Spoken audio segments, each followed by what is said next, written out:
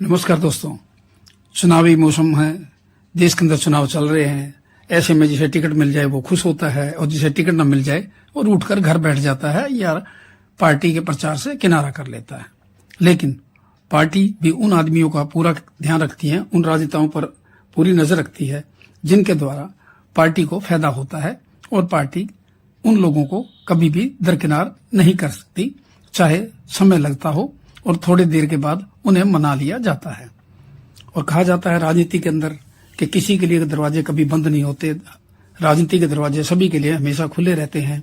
और इस दरवाजों के अंदर भी एक बिल्कुल बारीक जीना सा पर्दा होता है जिससे हर राजनेता अंदर और बाहर की गतिविधियों को देखता रहता है और समय अनुसार वो उसमें प्रवेश कर जाता है। ऐसे में अगर कोई राजनेता नहीं मानता है और लगता है पार्टी को कि इससे पार्टी का नुकसान हो सकता है तो उसे कोई भी दल हो मना लिया जाता है या मनाने की भरपूर कोशिश करता है। ठीक आज ऐसे ही दिल्ली के कुलदीप बिश्नोई के आवास पर दिल्ली के अंदर हरियाणा के मुख्यमंत्री नायब सिंह सैनी ने मुलाकात की और दोनों की मुलाकात काफी सौहार्दपूर्ण वातावरण में हुई। और दोनों की मुलाकात में ये बात तो खुलकर सामने आ गई कि आने वाले समय में बिश्नोई परिवार हिसार और राजस्थान में भारतीय जनता पार्टी के लिए उनके प्रत्याशियों को जिताने के लिए काम करेगा। सुनिए सबसे पहले मुलाकात के बाद कुलदीप बिश्नोई ने क्या कहा। रात जुड़ जाओ, अब पूरे तरीके से हमने पार्टी मोदी जी की हाथ मजबूत करके और हमने सरकार बीजेपी की केंद्र में बनानी है और आने वाले समय में प्रदेश के अंदर भी हमने बीजेपी की सरकार बनानी है। रणजीत चौटाला साहब जीतेंगे हिसार से? बिल्कुल जिता के लाएंगे हम लोग। कितना मार्जिन? बढ़िया एक तरफा माहौल। सर इसके बाद कुलदीप बिश्नोई को तो जो तब दी जाने लगी जब एसआर के गुट ने चंद्रमोहन बिश्नोई को हिसार लोकसभा प्रत्याशी बनाए जाने की चर्चा की चल ही रही थी कि ये सुगबुगाहट बिल्कुल स्पष्ट सुनाई दे रही थी कि बिश्नोई समाज जो है वो भारतीय जनता पार्टी से नाराज है, क्योंकि पहले भव्य बिश्नोई को मंत्रिमंडल में स्थान नहीं मिला और दूसरा कुलदीप बिश्नोई जो कि हिसार से लोकसभा प्रत्याशी बनना चाहते थे उन्हें टिकट नहीं दिया गया। ये तो सभी जानते हैं कि हिसार जिला विशेष तौर पर बिश्नोई समाज का और बिश्नोई परिवार का गढ़ रहा है और चौधरी भजनलाल का यहाँ पर काफी रुतबा रहा है और आज भी उनके अनुयायी हैं।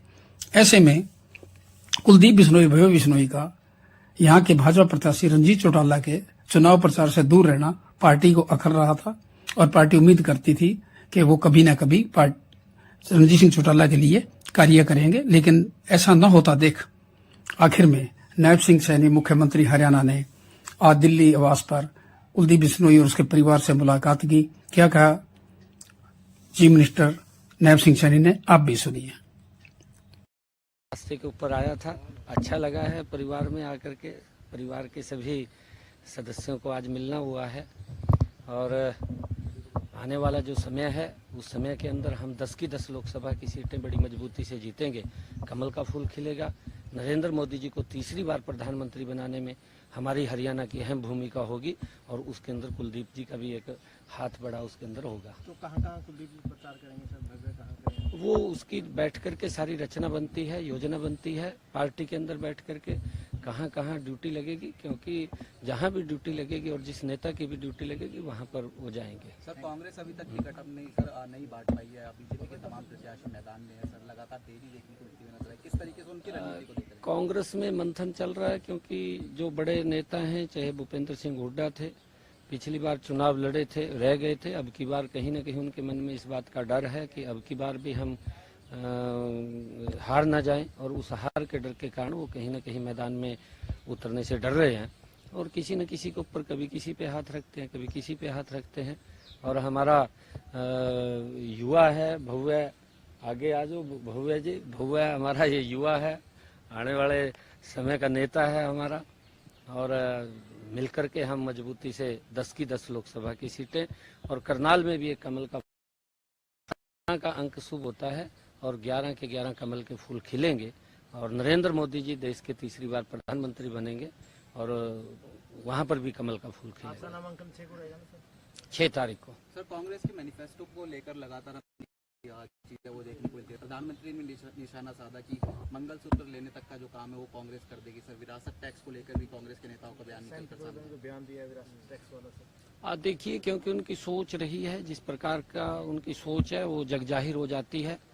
जो उनका हिडन एजेंडा है, उन्होंने जो मैनिफेस्टो के अंदर दिया है वो भी देश के सामने आया है। जिस प्रकार का उन्होंने कहा है और उनकी सोच दर्शाती है। वो एक वर्ग की बात करते हैं, मोदी जी 140 करोड़ लोगों की बात करते हैं कि हमारा जो कार्य होगा वो देश के 140 करोड़ लोगों के लिए होगा, और वो कहीं ना कहीं एक विशेष वर्ग को आगे ध्यान में रख करके उसके ऊपर की बातें करते हैं। परंतु आज देश समझ चुका है, देश के सामने जो इनका एजेंडा है वो भी आ गया है। आने वाले समय के अंदर, क्योंकि जब कांग्रेस एकदम आज गरीब की भी अगर बात हुई है तो इसी नरेंद्र मोदी जी के 10 वर्षों के अंदर हुई है। मोदी जी ने जिस प्रकार से एक योजनाबद्ध तरीके से गरीब को मजबूत किया है, देश को मजबूत किया है, देश के अंदर सुरक्षा का भाव आया, अंतर्राष्ट्रीय स्तर भारत कहीं न कहीं सम्मान की दृष्टि से आज खड़ा हुआ है। और इन्हीं 10 वर्षों के अंदर अगर हम देखें, दुनिया में भारत 5वें स्थान के ऊपर आया है। ये प्रधानमंत्री जी का ही विजन है कि आने वाले समय के अंदर दुनिया में भारत तीसरे स्थान के ऊपर खड़ा हो, उसके लिए काम कर रहे हैं। अब जब मुलाकात हो गई है और ये चर्चा भी जोरों से चल पड़ी है कि आने वाले समय में बिश्नोई परिवार हिसार के अंदर रणजीत सिंह चौटाला को जिताने के लिए भरपूर कोशिश करेगा, और उनका दावा है कि वह चौधरी रणजीत सिंह चौटाला को हिसार से विजयी बनाएंगे। देखते हैं आने वाला समय क्या कहता है, कांग्रेस का कौन सा प्रत्याशी आता है। ये तो सब भविष्य के गर्भ में छुपा हुआ है। अपने सहयोगी सागर संजीव मेहता के साथ राज कटारिया, हिसार।